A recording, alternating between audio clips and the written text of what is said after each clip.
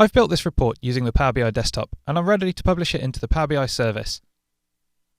I've built a dashboard here that uses some sentiment data, and I want to add the sales data in the Power BI desktop report to this dashboard.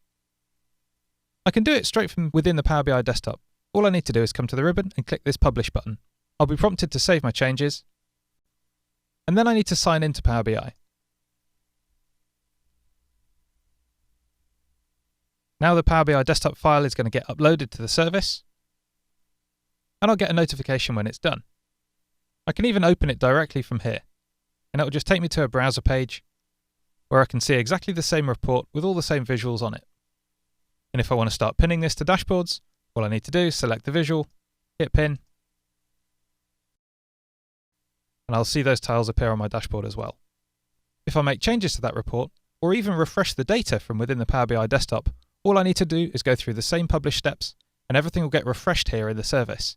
The data will get updated, and all these tiles on the dashboard will get updated as well. And that's it. Thanks very much.